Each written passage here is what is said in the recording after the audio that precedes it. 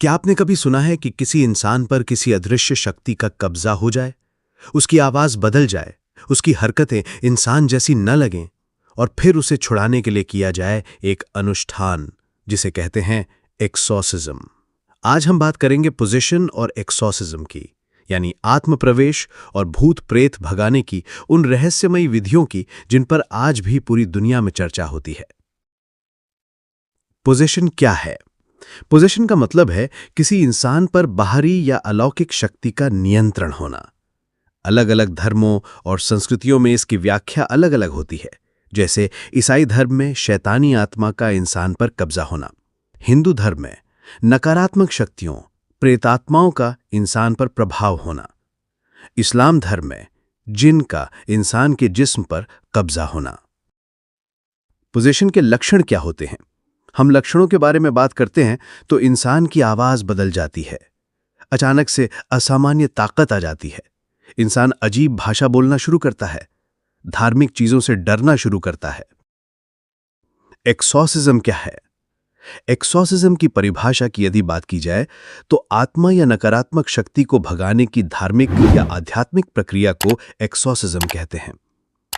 ईसाई धर्म में प्रीस्ट द्वारा क्रॉस पवित्र जल प्रार्थना से, हिंदू धर्म में मंत्र जाप हवन मंदिर में पूजा से, इस्लाम में रुक़या कुरान की आयतें पढ़कर इलाज किया जाता है। दुनिया भर में अलग अलग परंपराएं, लेकिन मकसद एक ही होता है, पीड़ित को छुड़ाना। अब बात करते हैं दुनिया भर के मशहूर केसेस के बारे में। एनालीज माइकल, जर्मनी 1976। 23 वर्षीय लड़की जिस पर माना गया कि कई शैतानी आत्माओं का कब्जा है। चर्च द्वारा एक्सॉर्सिज्म किया गया, लेकिन बाद में उसकी मौत हो गई। इस केस पर film the exorcism of Emily Rose बनी।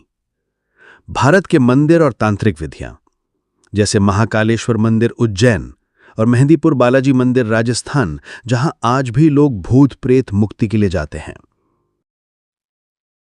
1973 में बनी फिल्म द एक्सॉर्सिस्ट ने पूरी दुनिया में एक्सॉर्सिज्म को डरावना और प्रसिद्ध बना दिया। साइंस वर्सेस बिलीफ की यदि बात की जाए तो मेडिकल साइंस कहता है कि ये लक्षण मानसिक बीमारियों जैसे शिज़ोफ्रेनिया, डिसोसिएटिव आइडेंटिटी डिसऑर्डर या एपिलेप्सी हो सकते हैं। रिलीजियस रिचुअल्स से पीड़ित को मनोवैज्ञानिक राहत मिलती है, प्लेसिबो इफेक्ट भी हो सकता है। लेकिन फिर भी कई घटनाएं ऐसी हैं जिन्हें विज्ञान पूरी तरह समझा नहीं सका। पोजेशन और एक्सॉर्सिज्म से संबंधित एक दिलचस्प कहानी है जिसे मैं सुनाना चाहता हूं। उत्तर प्रदेश के एक छोटे से कस्बे में एक लड़की रहती थी, मनीषा। देखने में बिल्कुल सामान्य, हंसमुख और पढ़ाई में भी तेज। लेकिन 19वें जन्मदिन के कुछ ही दिन बाद उसमें अजीब बदलाव दिखने लगे। रात को अचानक उसकी आवाज भारी हो जाती और वो किसी अनजानी भाषा में बोलने लगती। घर वाले पहले तो सब मजाक समझते रहे, लेकिन धीरे धीरे उसकी हरकतें खौफनाक होने लग गईं। कभी वो कमरे की दीवारों पर नाखून घसीटती, कभी आधी रात को खाली छत पर खड़ी होकर जोर जोर से हंसती। सबसे डरावनी बात तब हुई जब उसने एक दिन अपनी मां को देखते ही कहा, तू मेरी दुश्मन है, तेरा खून पी जाऊंगी।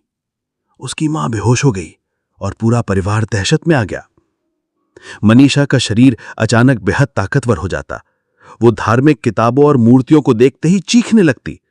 कभी कभी उसकी आंखें पूरी तरह सफेद हो जाती। गांव में चर्चा फैल गई कि मनीषा पर कोई प्रेत आत्मा का कब्जा हो चुका है। परिवार उसे लेकर पास के एक तांत्रिक बाबा के पास गया। बाबा ने कहा, इसके शरीर में एक स्त्री आत्मा का वास है जो अधूरी इच्छा लिए भटक रही है। जब तक इसे मुक्त नहीं किया जाएगा, मनीषा चैन से नहीं जी पाएगी। एक रात तय हुई। अंधेरे कमरे में दीपक जलाए गए, मंत्रों का जाप शुरू हुआ। जैसे ही बाबा ने पवित्र जल उसके माथे पर छिड़का, मनीषा का शरीर कांपने लगा। उसने जमीन पर गिरकर जोर से चिल्लाया, मुझे मत निकालो, यह शरीर मेरा है। कमरे में मौजूद लोग डर के मारे पीछे हट गए। बाबा ने मंत्रों की गूंज और तेज कर दी। अचानक मनीषा की आंखें लाल हो गईं और उसने अपने ही बाल नोचने शुरू कर दिए। तभी उसने गहरी आवाज में कहा, मैं यहां से नहीं जाऊंगी, मैं अपमान का बदला लूंगी। लेकिन धीरे धीरे मंत्रों और घंटियों की आवाज से उसकी चीखें कमजोर पड़ने लगीं। आखिर में वो बेसुध होकर गिर पड़ी। सुबह जब मनीषा होश में आई, उसे कुछ भी याद नहीं था। गांव में लोग मानते हैं कि वो आत्मा बाबा की साधना से निकल गई। लेकिन आज भी जब मनीषा अकेली होती है, कभी कभी उसके कमरे से वही अजीब सी हंसी सुनाई देती है। तो क्या पोजेशन और एक्सॉर्सिज्म सच है या सिर्फ इंसानी डर और दिमाग का खेल? कुछ लोग इन्हें आस्था मानते हैं तो कुछ इन्हें अंधविश्वास।